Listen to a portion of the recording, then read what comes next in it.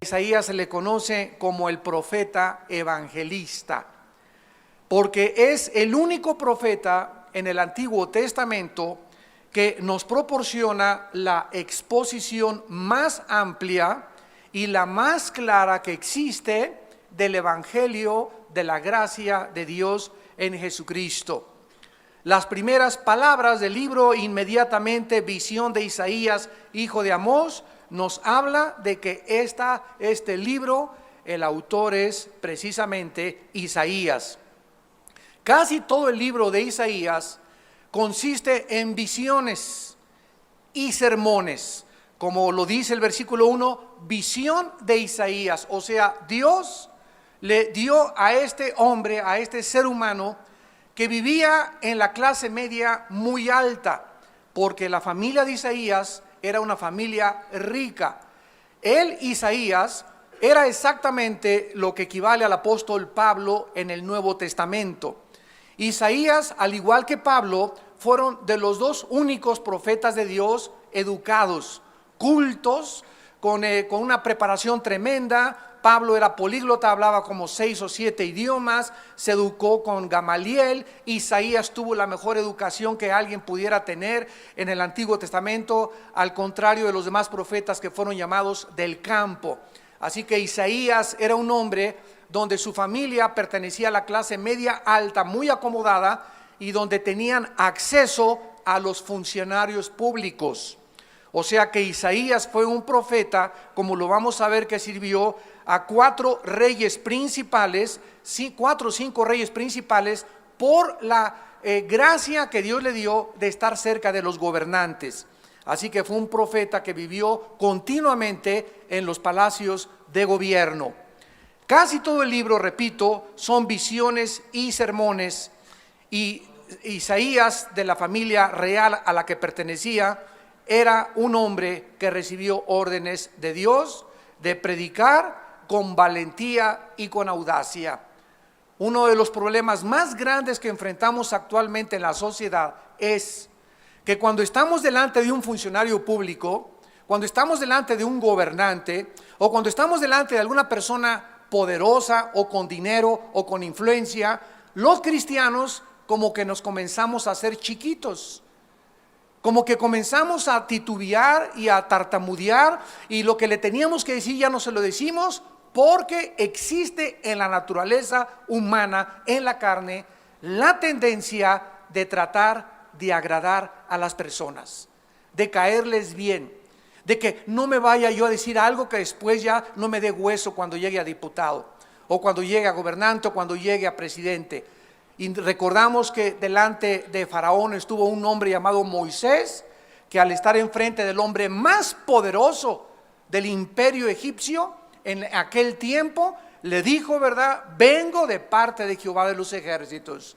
Y Faraón era un hombre que así con el dedo podía mandar a matar a cualquier persona. Sin embargo, Moisés sabía que al venir de parte de Dios era mucho más grande la comisión que él tenía que enfrentarse con cualquier hombre cuyo aliento está en el poder de Dios. Elías se presenta ante el rey Acab y le dice: vive Jehová delante del cual yo vivo, del cual yo estoy presente. O sea, Acab, tú serás muy poderosa, estarás casado con una mujer llamada Jezabel, que ha mandado matar a todos los profetas de Dios, pero no te tengo miedo. Dice el Señor que en 3 años y medio no va a llover. Y estos hombres, profetas hebreos, se presentaban ante los gobernantes, se presentaban ante los más grandes dirigentes mundiales políticos sin ningún miedo, sin ningún temor. Y el mismo espíritu que ellos tenían y que los dejaba temporalmente, el mismo espíritu está dentro de nosotros. Pero ahora ese espíritu, con la diferencia que radica en nosotros, vive dentro de nosotros, y tenemos todavía mucho más poder, porque Jesús dijo que haríamos mucho más grandes obras que las mismas obras que Jesús realizó. Así que nosotros tenemos que estar conscientes de que Dios no nos ha dado un espíritu de cobardía. Juan el Bautista le dijo a Herodes, el emperador más grande, el gobernante en su época: no te es lícito que vivas en adulterio con tu cuñada. Así le dijo Herodes: tú no puedes vivir con tu cuñada porque estás casado, y con la mujer que vives es tu amante. Y esta agresividad, esta audacia, esta forma de expresar los pensamientos de Dios a los gobernantes es lo que se necesita actualmente.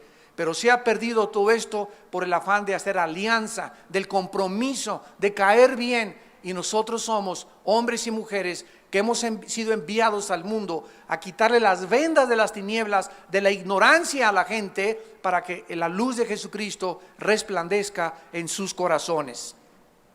Este hombre Isaías fue odiado y obstaculizado por un rey llamado Acaz y favorecido y respetado por Ezequías, aproximadamente en el año 716-690 antes de Jesucristo. El libro de Isaías terminó en el año 680 de ser impreso, cuando el ejército asirio fue destruido. Los tiempos en los que Isaías profetizó fueron cuando terminó la cautividad babilónica y la cautividad asiria. En el año 722 antes de Cristo fueron llevadas 10 tribus de Israel cautivas al imperio asirio, y quedaron solamente 2 tribus en el sur, que fueron Judá y Benjamín. Se conocía como el reino del sur y el reino del norte. El reino del norte fue llevado cautivo las 10 tribus y quedaron solo Judá y Benjamín. Ya estas 2 tribus que eran y formaban el reino del sur es a quienes Isaías dirigió este mensaje. Todo lo que quedó del gran reino de Israel solamente, repito, fue Judá y Benjamín. Estos tiempos de Isaías eran tiempos desesperados, porque el pueblo vivía bajo una continua amenaza de ser invadidos de los imperios extranjeros. Entonces la gente se desbocaba, la gente se desbalagaba, se quería divertir, quería olvidarse de la cautividad a la que podían ellos enfrentarse, etcétera, etcétera. Y en lugar de que las pruebas, la maldad y las presiones los acercaran a Dios, los hicieron alejarse de Dios. Y este libro es una grande advertencia a todos nosotros como cristianos, porque lo más interesante de este libro es que el mensaje de Isaías fue profetizado y anunciado y proclamado a un pueblo que exactamente se va a encontrar en las mismas condiciones antes de que Jesucristo venga. Así que todo el mensaje de Isaías era para aquel pueblo que se encontraba bajo el mismo medio ambiente y las mismas circunstancias. Así lo vamos a descubrir, en las que antes de que Cristo venga se va a encontrar el pueblo de Dios. Así que el mensaje de Isaías es mucho, mucho más moderno para nosotros que para cualquier otra generación, porque es un mensaje para el pueblo de Dios en los últimos días. Y así se va a encontrar el pueblo de Dios antes de que Cristo venga. Vamos a ver en primer lugar que particularmente fue escrito el libro de Isaías a nuestra época, en primer lugar, para presentar y recordar la salvación maravillosa a todos aquellos en esta época que quieran creer y escuchar la palabra de Dios. Porque de tal manera amó Dios al mundo que ha dado a su Hijo unigénito, para que cualquiera de ustedes que en Él cree no se pierda, mas tenga la vida eterna. Así como Isaías fue en sus tiempos un grande evangelista, ahora hemos sido llamados nosotros también a evangelizar al mundo, a contarle al mundo las buenas noticias de que Dios los ama. Pero ¿cómo que Dios me ama?, me preguntará alguna persona ante la situación en que yo me encuentro. La Biblia nos muestra que la mayor parte de la humanidad se encuentra desesperada. La generación en la que tú vives y en la que yo vivo es una generación llena de ansiedad.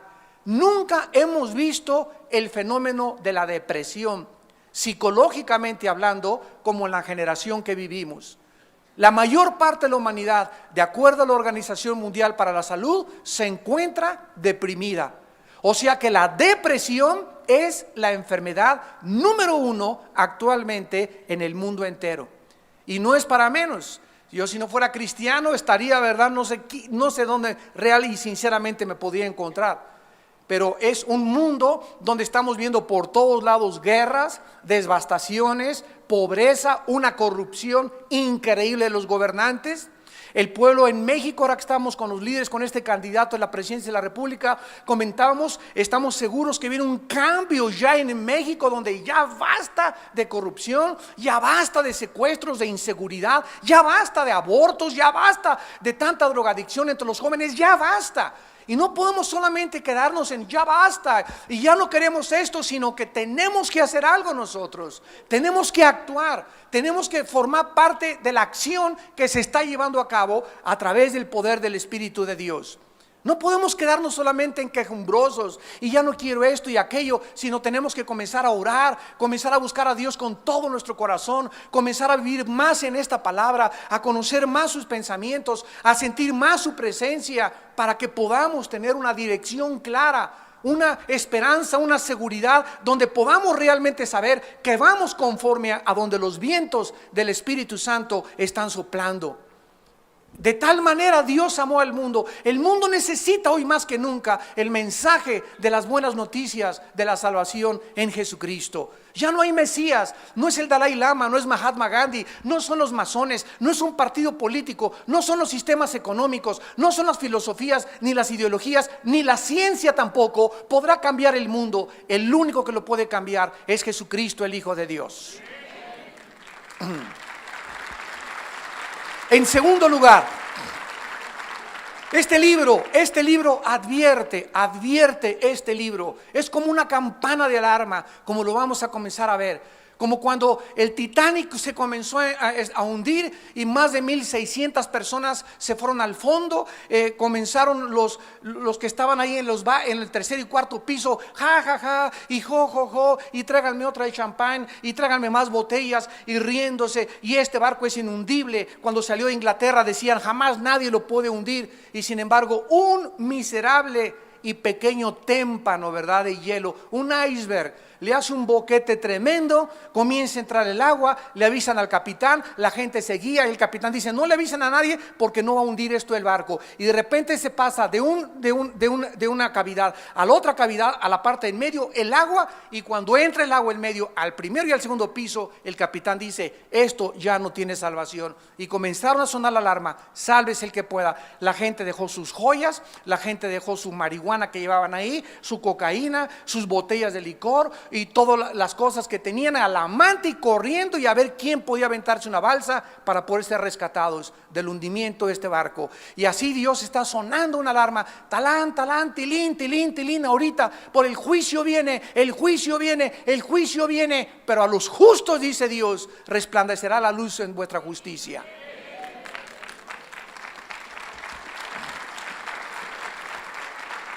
Este libro es una alerta porque nos dice que la paga del pecado es la muerte. La paga del pecado es la muerte. Todos ustedes que sufren actualmente, que tienen culpa, que tienen vergüenza, que se metieron en deudas, que te andan buscando por tranza, que tus pecados te han alcanzado, tienes que aprender que es la razón por la cual se sufre en la vida. Es verdad que aunque no pequemos vamos a sufrir, pero tenemos a Dios de nuestro lado. Tenemos la esperanza que nos va a sacar. Tenemos la conciencia tranquila que no hemos ofendido a nadie. Y tal vez suframos por causa de la justicia. Pero cuando sufres por causa de tus pecados, por tus robos, por tus engaños, por la forma como tratas a tu esposa, por no entender que esta vida es corta, que tenemos la eternidad enfrente de nosotros, dice la Biblia, duro es el camino de los transgresores. La paga del pecado es la muerte. El alma que pecare, esa morirá, dice el Señor. En tercer lugar, este libro consuela a todos los que confían en Dios. Dice en el capítulo 3 de Isaías, versículo 10, decid al justo que le irá bien, porque comerá de los frutos de sus manos. Es verdad que el justo y nosotros los cristianos estamos enfrentando un mundo horrible de discotecas, de pornografía, de corrupción, de hipocresía, de enfermedades mentales, de depresión, de ansiedad. Pero Dios te dice en esta mañana, tú mantente firme. Ahonda y profundiza aún más tus convicciones, porque yo te juro, dice el Señor, porque es la palabra del Señor, que te irá bien en la vida. Te irá bien en la vida. Vas a salir adelante. Yo estoy contigo y no te dejaré ni te desampararé. Mi brazo derecho está con tu mano. Muchas son las aflicciones del justo, pero de todas nos salva el Señor. De todas nos libra el Señor. Porque Él es nuestro amparo, nuestra fortaleza, nuestro pronto auxilio en todas las tribulaciones. El que habita al abrigo del Altísimo morará bajo la sombra del Omnipotente. Él es mi castillo, Él es mi roca, el que adiestra mis manos para la batalla, el que prepara en mí el arco de bronce, el que adiestra mis manos. Con mi Dios asaltaré muros y con mi Dios derribaré fortalezas. Él es el Señor de nosotros, el Rey de reyes y Señor de señores. De una forma preciosa, en el capítulo 60 de Isaías, vamos a brincarnos rápidamente para leer tantas promesas que existen para nosotros. Y dice el capítulo 60 de Isaías, ya casi al acabar la visión y los sermones de Isaías: levántate, resplandece, porque ha venido tu luz y la gloria de Jehová ha nacido sobre ti. Lo primero que se nos manda es levantarnos. No podemos estar sentados quejándonos, desanimados, deprimidos, ahogados en el pozo de la desesperación y esperar que podamos brillar. No, nuestra responsabilidad es: levántate y resplandece. ¿Por qué? Porque en una luz no se puede esconder debajo de una mesa. Una luz no se puede meter debajo de una casa. Una luz tiene que levantarse para que alumbre todo. Y nosotros somos la luz del mundo. Y no podemos en el mundo andar así: ay, metí la casa, ay, tengo muchos problemas, ay, ya nadie me quiere, ay, esto y el otro, ay, me dejó mi novia, ay, me dejó mi esposo, y ya estoy deprimido, y me voy a ir al alcohol, y me voy a las drogas. No, de ninguna manera. No huyas, no tome los caminos equivocados. No uses anestésicos que solamente van a hundirte más en la desesperación. Levántate y resplandece. Cuando nos levantamos, comenzamos a brillar. ¿Y por qué? Porque dice la Biblia: porque ha venido tu luz, porque la gloria de Jehová ha nacido sobre ti. El Espíritu Santo ha entrado a nuestras vidas para que podamos reflejar la gloria de Dios en la faz de Jesucristo. He aquí que tinieblas cubrirán la tierra, y nos lo anuncia el profeta hace 2700 años que fue escrito este libro. 2750 años aproximadamente. Tinieblas cubrirán la tierra. ¿Las puedes ya ver? ¿Ya puedes darte cuenta de qué oscuro está el mundo? La ciencia está más sumida en la desesperación que nunca. Cada vez la depravación y la pornografía, matrimonios gays, la homosexualidad, la corrupción de los políticos, las filosofías, las escuelas. Pueden sentir, amados santos de Dios, nosotros que somos el pueblo de Dios, el tesoro de Dios, podemos sentir ya cuántas tinieblas hay, cuánto satanismo, cuánta maldad, cuántos robos, cuánta delincuencia, cuántos secuestros.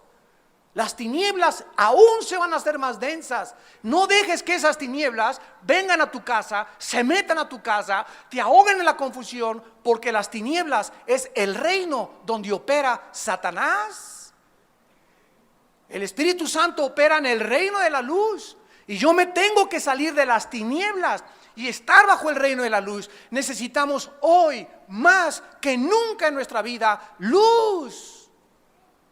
Porque la luz es la que nos da dirección, es la que nos dice que estamos bien. En la oscuridad, en la cueva, sin luz, sin una lámpara, nos desesperamos y nos confundimos.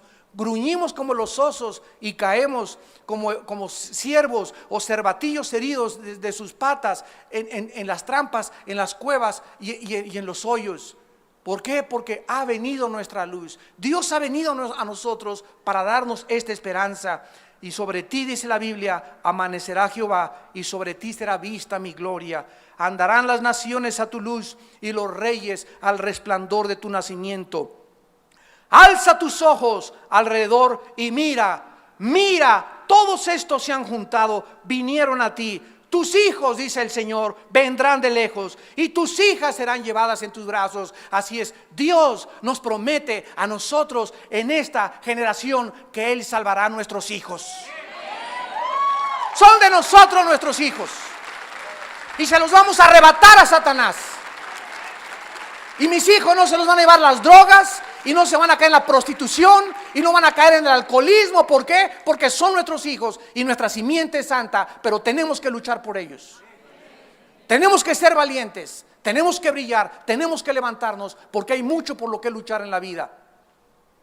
Entonces verás y resplandecerás, versículo 5, se maravillará y ensanchará tu corazón, porque se haya vuelto a ti la multitud del mar y las riquezas de las naciones hayan venido a ti.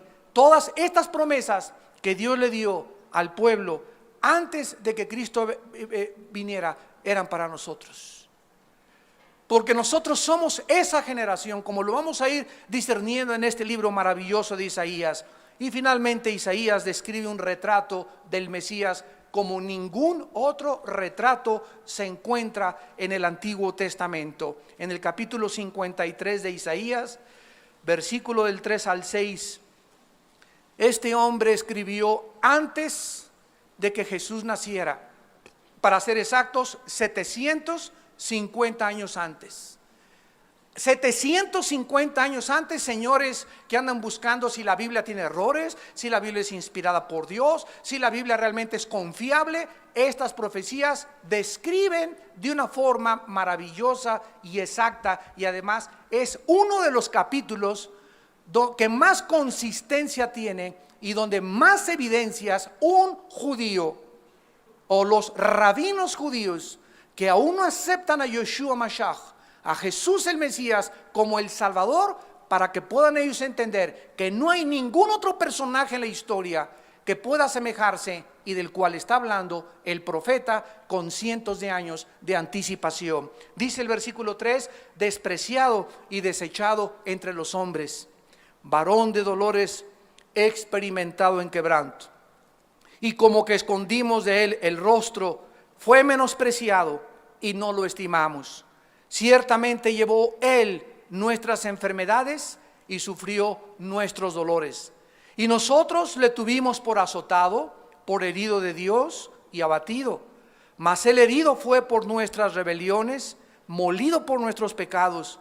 El castigo de nuestra paz fue sobre él, y por su llaga fuimos nosotros curados. Hablándoles con mucho amor y con mucho respeto y con mucha misericordia a los rabinos judíos. Díganme ustedes, señores rabinos, ¿quién de ustedes, rabinos, llevó nuestros pecados en una cruz? ¿Quién ha muerto en una cruz? ¿El Dalai Lama? ¿Quién murió en una cruz? ¿Mahatma Gandhi? ¿Quién murió en una cruz? ¿Buda? ¿De quién se ha escrito y de quién se ha ensombrecido en las tinieblas de la filosofía para describir a los falsos profetas en contraste con el Mesías Jesucristo? Despreciado y desechado entre los hombres desde que nació Jesucristo, la Virgen María embarazada con José, su esposo, buscando un lugar donde parir al niño. Desde que nació Cristo, antes de que naciera, el mundo ya le había cerrado las puertas. Aquí no puedes nacer, vete de aquí. Y no encontró ningún lugar donde el Hijo de Dios, el creador de los cielos y de la tierra, el juez del universo, el legislador de la moral, pudiera nacer. Y nació en un humilde pesebre. Desde que entra el Salvador al mundo, desde que entra al escenario mundial, desde que baja este planeta del cielo de otra dimensión, Él nos muestra que Él entraba al escenario mundial vestido totalmente de humildad. A los 2 años tiene que salir huyendo, y durante toda su vida sus hermanos lo rechazan, su familia lo rechaza. Y durante 3 años y medio predico el evangelio de la gracia, diciéndole a la gente: el reino se ha acercado, el reino se ha acercado, el reino se ha acercado, arrepiéntanse de sus pecados. No son animales, no venimos de los animales, no somos el producto de una evolución y una selección natural. Somos gentes, ciudadanos del cielo, creados a imagen y semejanza de nuestro Creador, agentes morales, responsables, libres, que algún día seremos juzgados los vivos y los muertos. Esto no es un chiste, vivir no es un chiste. No es Alicia en el País de las Maravillas. No estamos en la telenovela Rebelde. No estamos con Pinocho y con Peter Pan y con todos los cuentos que te contaron cuando eras niña. Tenemos que madurar y entender que la vida es duro. El matrimonio es algo por lo cual tenemos que luchar todos los días. Todos los días hay que luchar por nuestra esposa, por nuestro esposo, o comenzarnos a amalgamar los dos, a entender los dos, a identificarnos los dos. Esto se requiere madurez. Y no, ya no te quiero, ahí nos vemos, puedo encontrar otra. Ya no te quiero, puedo encontrar otra. Es algo por lo cual tenemos que luchar. Por nuestros hijos, nos sacan canas nuestros hijos. Y si no, espérate a que crezcan nada más.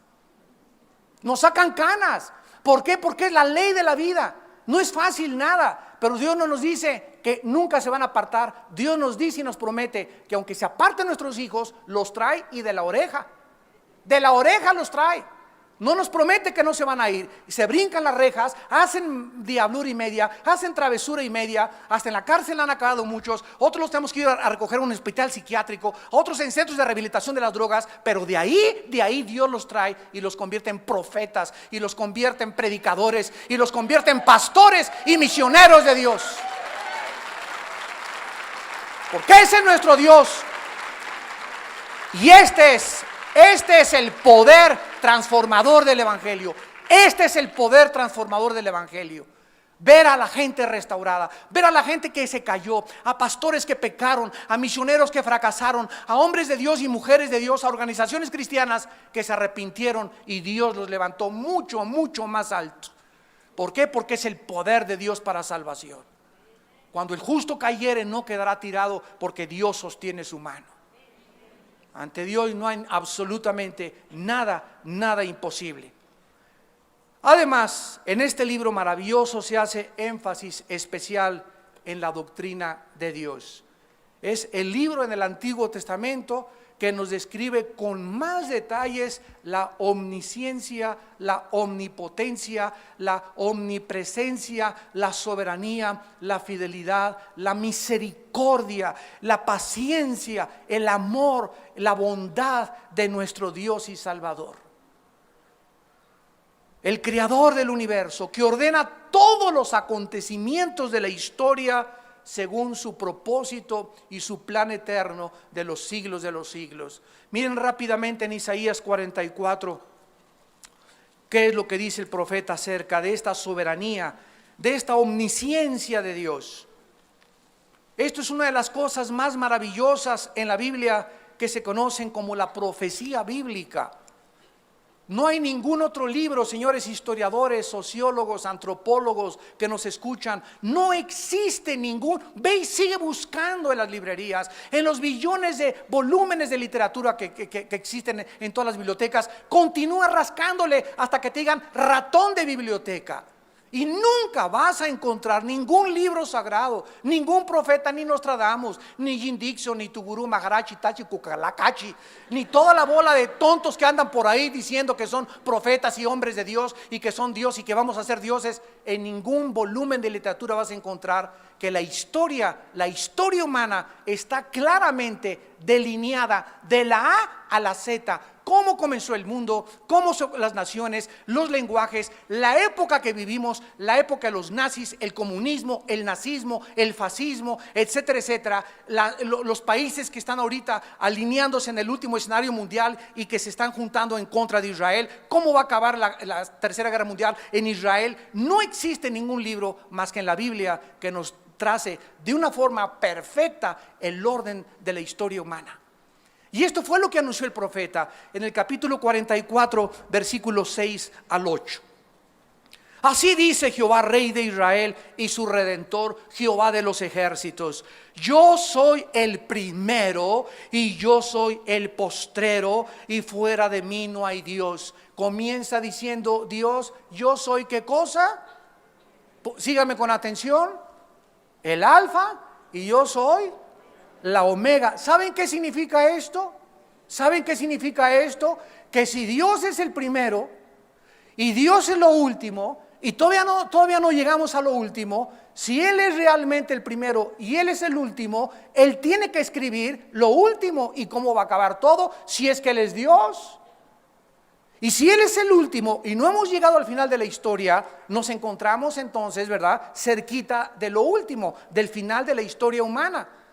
Y Cristo nos dijo: he aquí os lo digo todo, vendrán guerras, terremotos, pestes, hambre, nación contra nación, fenómenos meteorológicos, climatológicos, y será el principio de los dolores. Después se unirá el antiguo imperio romano con el Medio Oriente, se va a formar una alianza, Daniel capítulo 2, capítulo 7, Ezequiel capítulo 37 y 38, y va a surgir un hombre llamado el anticristo. Las computadoras se anunciaron en Apocalipsis 13, cuando se anuncia hace 2000 años que el anticristo marcaría a todos en la mano o en la frente. ¿Cómo podría esto ser posible si no se hubieran inventado las computadoras? ¿Cómo podría Juan hace 2000 años poder escribir que vendría un tiempo cuando el mundo podría ser controlado por una sola organización, por un solo gobierno, si no fuera por el invento de los chips y de las computadoras? ¿Cómo se podría saber en Apocalipsis capítulo 11 que cuando maten a los dos profetas de Dios en Jerusalén, todos los van a ver? ¿Cómo se podría saber que iba a haber un momento en la historia en la que todos íbamos a ver el mismo acontecimiento si no fuera porque en 1957 se inventaron los primeros satélites de comunicación? Y todo este cúmulo de evidencias que hay en la Biblia, ¿verdad?, es porque Dios es el primero y porque Dios es el postrero. Y no solamente lo dice, sino que lo demuestra con las profecías cumplidas. Y dice a continuación el profeta, versículo 7: ¿quién proclamará lo venidero? Lo declarará y lo pondrá en orden. Esa frase, lo pondrá en orden, lo tengo subrayado yo en mi Biblia. Dios es el único que puso en orden la historia. Una prueba: antes de que Isaías escribiera, se estaba anunciando que Dios ordena los acontecimientos de la historia. Si van ustedes al capítulo 2 de Daniel, ahí dice en Daniel que hubo una gran estatua que tuvo un sueño el gran rey Nabucodonosor. Y en esa estatua se encuentran en orden toda la historia de los imperios mundiales. Y le dice Daniel al rey Nabucodonosor: la cabeza de oro es Babilonia, eres tú, oh rey. El pecho y los brazos de plata representan al imperio medo-persa, y la historia nos demuestra que después del imperio babilónico siguieron los medos y los persas, que hicieron una alianza. Y después le dice Daniel, cuando estos imperios todavía no habían existido, después del imperio medo-persa habrá un tercer imperio. Y sabemos que el tercer imperio fue los griegos, con el vientre de plata. Alejandro el Magno, a los 33 años de edad, había conquistado toda la Europa, África del Norte y casi todo el Medio Oriente. Y le dice Daniel al rey: y las piernas de hierro es el último imperio que existirá antes de que Cristo venga, con terminaciones de dedos mezclados con barro y mezclados con hierro. Y estas dos piernas después de los griegos surgió el imperio romano, que se dividió en dos, ejemplificado y simbolizado por las dos piernas. Alejandría y Constantinopla. Se dividió el imperio romano en dos y pusieron al obispo de Alejandría y al obispo de Constantinopla. Y la Biblia dice que del imperio romano, los dedos, surgirían 10 naciones que se unirían y formarían un bloque. Y estas 10 naciones, esto fue escrito, damas y caballeros, hace 2600 años. De estas últimas 10 naciones surgiría el anticristo. ¿Quiénes son estas 10 naciones? Dice que surgirían del antiguo imperio romano, ante los ojos asombrados del mundo. En 1957 se firma el Tratado de Roma, donde 3 naciones europeas, bajo un francés llamado Jacques Delors, sueñan con unificar Europa. Y se comienza a llamar el mercado común europeo. Llegamos a 1973 y eran como 8 naciones. Y ahorita, en el siglo XXI, son 25 naciones unidas en Europa, con el bloque más fuerte de Producto Interno Bruto, exportaciones e importaciones que nadie puede competir, ni en los mercados japoneses ni orientales, ni tampoco Canadá, Estados Unidos, México, Chile y Brasil. Nadie puede competir ahorita con Europa. De acuerdo a la Biblia, Dios lo profetizó: el último imperio antes de que Cristo viniera no iban a ser los rusos con el comunismo, no iba a ser Estados Unidos, iban a ser 10 naciones unificadas e iban a surgir de Europa, tal como con nuestros ojos tú y yo lo estamos viendo. para que cuando suceda esto nos acordemos que Él nos lo dijo antes. Y comencemos a levantar nuestra cabeza y a decir, como decían en mi tierra, ah, chirrión, ah, caray, esto es verdad. Y cuando yo comencé a decir eso, ah, caray, esto es verdad, caí de rodillas. Le dije, Señor, tú eres real, tú existes, tú eres bueno, tus palabras son firmes, no ha caído en una sola tierra. Señor, aquí está mi vida, aquí está mi alma, te la entrego, úsame, Señor. No quiero vivir esta vida y pasar desapercibido simplemente como uno más de tantas personas que se van al camino a la perdición, porque amplia la puerta que conduce a la perdición y la mayoría van por ella.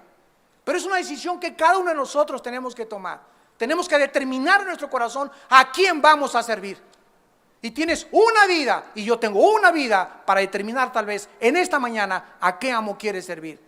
Si Dios no es Dios, vete con tus ídolos, sigue leyendo tus discotecas, síguete revolcando con tu novio, síguete drogando, síguete emborrachando, síguele siendo infiel a tu esposa, porque para ti no hay moral, para ti no hay pecado, para ti no hay temor de Dios. Pero si Dios es Dios, límpiense los que llevan los instrumentos de Jehová, porque sin santidad nadie verá a Dios. Este es el panorama que nos pinta el profeta Isaías. ¿Quién proclamará lo venidero y lo pondré en orden delante de mí, como hago yo desde que establecí el pueblo antiguo, desde Abraham hasta la venida de Cristo, el milenio, la nueva Jerusalén y la eternidad? Están en la Biblia de la A a la Z.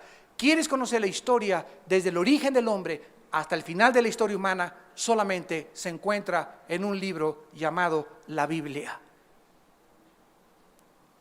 Y dice el profeta en el versículo 8, no tengan miedo, no temáis, ni se amedrentéis, no te lo hice oír desde la antigüedad y te lo dije, luego vosotros sois mis testigos. No hay Dios sino yo, no hay fuerte, no conozco ninguno. ¿Qué es lo primero que Dios nos dice, amados santos, hermanitos en Cristo? ¿Qué nos dice el Señor? Que no tengamos miedo de la vida. No tengas miedo. Si tenemos un Dios que nos ha puesto en orden todo el panorama de la historia, y si sabemos exactamente qué va a pasar y que estamos en sus manos y que nadie nos puede arrebatar de sus manos, ¿por qué entonces temen, pequeña manada? Yo soy vuestro Dios, poderoso para hacer que ustedes nadie los arrebate de mi mano.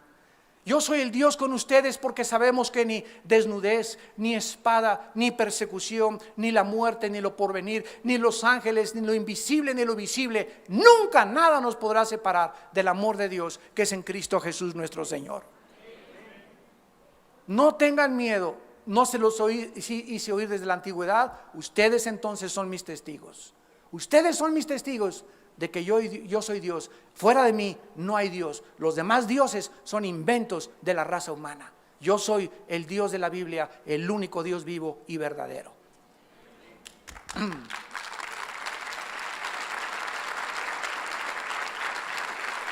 Y en el capítulo 46,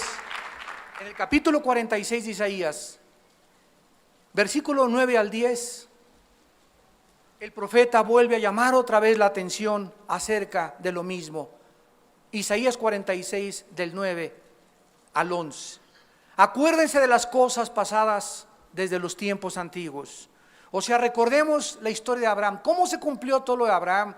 Que iban a entrar a Egipto, que iban a ser cautivos 400 años. Todo eso en el Génesis Dios lo escribió, se cumplió en el Éxodo, se cumplió en el Levítico, se cumplió en Deuteronomio. Acuérdense, dice Dios, estudia mi palabra, dice el Señor, y ve históricamente lo que hice y cómo se cumplió a la luz de la historia. Damas y caballeros, amados santos, cuando venimos a la Biblia, venimos a un contexto histórico, geográfico, científico, genético, biológico, antropológico, lingüístico, filosófico. No venimos a Alicia en el país de las maravillas. La Biblia no es un libro de leyendas. Tú agarras el libro del Corán de los musulmanes, agarras el Tripitaka de Buda, agarras los Vedas de los persas, cualquier libro sagrado que tú busques, nunca vas a encontrar que está con un trasfondo histórico, geográfico, arqueológico, antropológico, biológico, demostrado por las leyes de la genética, por las leyes de la física. La Biblia tiene más matemáticas que Stephen Hawking, el más grande físico matemático ahorita de la historia, y que Alberto Einstein. Si tú te metes al hebreo, te encuentras que el número 7 en los 3 primeros capítulos de Mateo hacen una secuencia cada 7 números. Esto no pudo haberse hecho cuando ni las computadoras existían. Y esto es lo que nos está diciendo nuestro Padre Celestial. Él es el que nos va a ayudar, Él es el que nos va a bendecir, Él es el que nos quiere mostrarle todas las cosas para que nosotros no tengamos miedo. Acuérdense el pasado, porque yo soy Dios y no hay otro Dios y nada hay semejante a mí. ¿Qué es esta advertencia que nos hace? No quitemos nuestros ojos sobre el Dios de la Biblia. No pongas tus ojos en dioses falsos, en sectas falsas, en ideologías falsas, en mesías falsos. Desde Jesucristo todos han sido falsos mesías, falsos líderes religiosos. Se han levantado miles de hombres y se seguirán levantando, que proclamen y digan: yo tengo la panacea para la humanidad, yo tengo la respuesta para la humanidad, yo puedo cambiar México, yo puedo cambiar el mundo. Y el mundo cada vez cree más fácilmente la mentira que la verdad. ¿Qué va a hacer el anticristo? La Biblia lo dice, se va a erigir en Europa y en el Medio Oriente y va a decir: ¿quién como yo? Yo soy Dios. Va a abolir los tiempos, las leyes, va a cambiar el calendario solar el anticristo, va a cambiar los 10 mandamientos.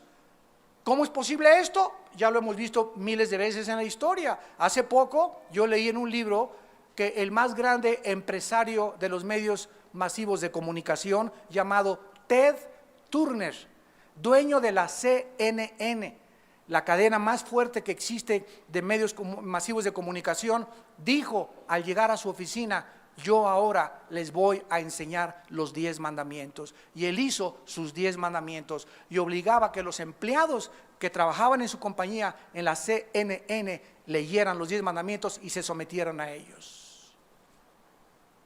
Gracias a Dios que ya no es el dueño, ¿verdad? Ya hay una mezcla ahora de esa compañía y ahora él solamente ocupa un porcentaje mínimo de acciones. Pero cantidad de hombres millonarios, poderosos han dicho eso. Ahora no hay ley más que la mía. ¿Y cuántos hombres ustedes en casa dicen lo mismo? Aquí nomás mis chicharrones truenan, vieja mis chilaquiles, chamaco mis pantuflas, chamaca préndame la televisión. Y llegas a tu casa sintiéndote el rey y no eres Dios. Eres siervo de tu casa, eres siervo de tus hijos, eres siervo de tus empleados, porque el que es al último es el más grande entre nosotros. Y el que sirve a los demás será puesto arriba de los demás. ¿Quieres que la gente te exalte? ¿Quieres que tu familia te reconozca? ¿Quieres que en tu empresa puedan decirte: mi patrón es lo máximo? Sirve a los demás, lávale los zapatos, lávale los pies, humíllate delante de tu Dios y Él te exaltará en el tiempo oportuno. Y finalmente dice Isaías en el capítulo 46, versículo 10, que anuncio lo por venir desde el principio y desde la antigüedad, lo que aún no era hecho, que digo: mi consejo permanecerá y haré todo lo que quiero. Que llamo desde el oriente al ave y de la tierra lejana al varón de mi consejo. Yo hablé y lo haré venir. Lo he pensado y también lo haré. En otras palabras, una sola letra y palabra de la Biblia por eso se llama la palabra de Dios, porque es lo que Dios ha hablado y quedó impreso. Y Dios está detrás de este libro y nos dice en esta mañana todas las cosas que yo he hablado y las profecías que se cumplieron en el pasado. Si se cumplieron en el pasado, también se van a cumplir las del futuro. Porque yo haré lo que yo quiero y yo haré lo que yo he hablado. No mudaré lo que ha salido de mi boca. Y estas promesas son precisamente las que nos sostienen. Estas promesas son precisamente las que nos infunden el poder y el valor de vivir para Él. Tú y yo somos vulnerables porque somos seres humanos, tenemos pies de barro, somos frágiles. Dios se acuerda de nuestra condición. Somos sujetos a depresiones, somos sujetos a desánimo, somos sujetos a ya no que a veces Yo se los digo con todo mi corazón, ¿cuántas veces no he amanecido así y tienes ganas de aventar la toalla y amaneces deprimido? Si no somos querubines y Dios sabe nuestra condición, Dios sabe que aún no estamos en el milenio, aún tenemos un alma, tenemos pecado dentro de nosotros, pero Él se compadece de nuestra condición, se acuerda de que somos polvo. Si nosotros en ese momento nos hincamos y le decimos: Padre, ya no aguanto, ya no puedo, fortaléceme, y comienzo en ese momento, te alabo, y alabado sea el nombre de Jesús, alabado sea el nombre de Jesús, y alabado sea el nombre de Jesús, y a los 10 minutos que comienzas a alabar a Dios, en medio de tu depresión hay algo sobrenatural que sucede, como que se comienza a despejar la atmósfera y te das cuenta que esa depresión no es más que una opresión satánica contra nosotros. Invisible, así como si llegara el chamuco y nos rodeara con una sombra y nos hiciera así, nos quiere como exprimir y nos sentimos así que ya no podemos, pero es porque Dios está adiestrando nuestras manos para la batalla. Es ahí cuando tenemos que descubrir que esa depresión no es psicológica, esa depresión no es por ninguna otra cosa más que de los demonios que nos quieren derrotar, que nos quieren hacer sufrir, que nos quieren ver derrotados, que nos quieren ver humillados y que nos quieren ver desanimados, porque un cristiano desanimado es un cristiano que no sirve para nada. Pero descubre a Dios en medio de tu depresión, en medio de tu desánimo, alábale. Hay un poder que no se puede nadie imaginar en la alabanza. Hay un poder cuando llegas aquí en la mañana y ves aquí, y tú llegas, ¡ay, qué ridícula se ve! Yo quiero rock. Si tú no sales de esa actitud tuya y llegas a la iglesia y no te animas, aunque lleguemos así, ¿para qué es esta música al principio? Para comenzar a olvidarnos de todo y sí, gloria a Dios, está cayendo en mi casa, gloria a Dios, el Señor está en su trono, me dejó mi novia, gloria a Dios, hay un chorro de chavas más ahí por ahí, y comienza y te sales de eso, te escapas de esos pensamientos negativos que nos oprimen. Si tú haces eso, es porque confías en Dios. Y Dios te bendice. Dios te bendice.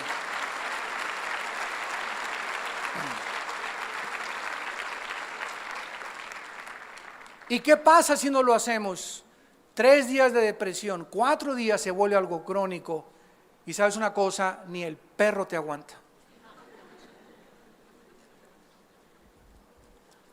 Y finalmente, la Biblia nos muestra en este libro maravilloso de qué forma comienza, como lo vamos a ver en la próxima clase, con acusaciones en contra del pueblo de Dios. Después revelándonos el futuro reino de Dios y los juicios tan tremendos que van a caer sobre este mundo, que se describe en el capítulo 2, en el capítulo 10 y en el capítulo 24. Después vemos el llamado hasta el capítulo 6 de Isaías, donde Dios deja como una marca, como una cosa impresa, que para poder servirlo antes Isaías tenía que ver el trono que llenaba en el cielo y que los querubines alrededor de Dios decían: santo, santo, santo es el Señor. No es hasta que Isaías tiene un concepto adecuado de la santidad de Dios que Isaías puede decir estas palabras: heme aquí, envíame a mí. No es hasta que tenemos un concepto muy amplio de la santidad de Dios que podemos servir a la obra de Dios. Porque hasta que tú comprendas la santidad de Dios, eres un instrumento poderosísimo en sus manos, porque te vas a santificar, te vas a limpiar cada vez más, te vas a purificar cada vez más, porque sabes que estamos caminando con un Dios que es 3 veces santo. Y finalmente vamos a ver de qué forma termina este libro maravilloso, con los últimos capítulos describiendo el reino milenial, desde el capítulo 11 de Isaías, capítulo 60 al 66, de qué manera tan maravillosa se describe la vida que vamos a tener en esta tierra, cómo va a haber familias en esta tierra, en el milenio, va a haber reproducción sexual. No nos vamos a casar porque no vamos a necesitar un papel que garantice que le voy a ser fiel a mi esposa. Va a regir Cristo desde Jerusalén con el rey David como gobernador. Y en ese momento ya no va a haber nada de que engañes a tu esposa, ni mucho menos, porque en ese momento va a ser Dios el que castigue inmediatamente el pecado. Y es un libro maravilloso que nos enseña finalmente a que si estas cosas han de suceder, amados santos de Dios, y el tiempo es corto, ¿cuánto más no haríamos bien en estar atentos a este libro como a una antorcha que alumbra en lugar oscuro, hasta que el lucero de la mañana venga y resplandezca en nuestros corazones? ¿Cuánto más no haríamos bien en vivir una vida santa y pía, de entregar lo que tenemos al Señor, de vivir para el Señor, de ya quitarnos tantas banalidades y tantas tonterías y concentrarnos solamente en lo que Dios quiere que nosotros hagamos, en que lo conozcamos y en que sepamos en nuestro corazón que Él es Dios y no hay otro Dios fuera de Él? Oremos.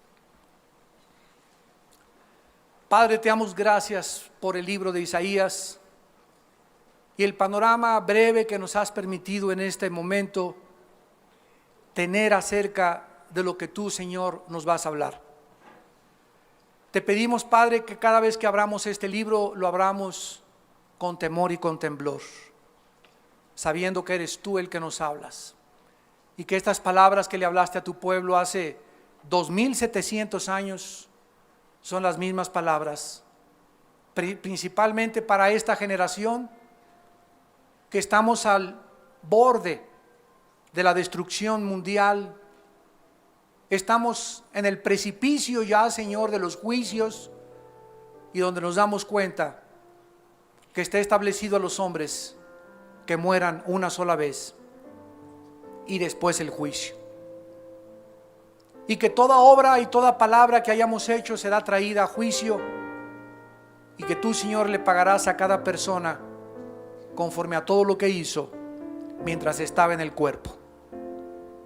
No os canséis pues de hacer el bien, porque a vuestro tiempo segaréis, dice el Señor. Estén firmes y constantes en la obra de Dios. No se desanimen, mi pequeña manada. No se turbe vuestro corazón. Creer en Dios, crean en mí. En la casa de mi Padre hay muchas moradas. Me fui para prepararles lugar. Me fui para que ustedes pudieran esperarme en santidad, en consagración, en esperanza, y creyesen que lo que yo os dije son palabras fieles y verdaderas. Si no fuera así, yo os lo hubiera dicho. Me fui pues a preparar lugar para vosotros, para que donde yo estoy, ustedes también estén. Si yo di mi vida por ti, ¿cuánto más no te daré todas las cosas que tú me pidas? Pero acérquense a mí, busquen mi reino, y todo lo demás se los daré por añadidura. Gracias, Señor, porque nos amas con amor eterno, porque has tenido misericordia de todos nosotros, y por tu paciencia tan profunda que nos has dado para vivir para ti. En esta tarde tal vez haya personas que aún no tienen a Jesucristo en su vida, que aún no tienes al Dios vivo y verdadero, a quien debes de servir y para lo cual naciste tú y nací yo. Y en esta tarde, en esta mañana preciosa que Dios te da la oportunidad de escuchar su voz, su palabra, no endurezcas tu corazón. Ábrele tu corazón en esta mañana a Jesús, y ahí desde tu lugar invítale a tu vida como tu Señor y tu Salvador, diciéndole estas palabras: oh Dios, creador de los cielos y de la tierra, Dios de Abraham, Isaac y Jacob, Dios de la Biblia, Dios y Padre de Jesucristo nuestro Señor, te pido perdón por mis pecados. No quiero morir en mis pecados, y quiero vivir con esperanza y con seguridad los pocos días o años que tú me concedas en esta vida. Creo que en la cruz tu Hijo pagó con su sangre por mis pecados. Te pido, Señor Jesucristo, porque creo que resucitaste a los 3 días, que entres a mi corazón como mi Señor, mi Salvador, mi esperanza de gloria. Señor Jesús, fortaléceme, dame ánimos. Cuando me sienta decaído, deprimido, Señor, levántame, levántame, Señor, porque ahora escucho tu voz que me dice: no te dejaré tirado. Gracias, Señor, porque ahora confío en tu fuerza, ahora confío en tu poder, Señor, para vivir para ti. Entra a mi corazón, Señor Jesucristo. En este momento entra a mi vida. Te recibo como mi Dios y mi Salvador, y te doy las gracias porque ahora salgo de este lugar con esperanza de vivir para ti y con el poder y la fuerza que tú me darás hasta el día de mi muerte. Porque te lo pido y te doy las gracias en tu nombre precioso, Señor Jesús. Amén.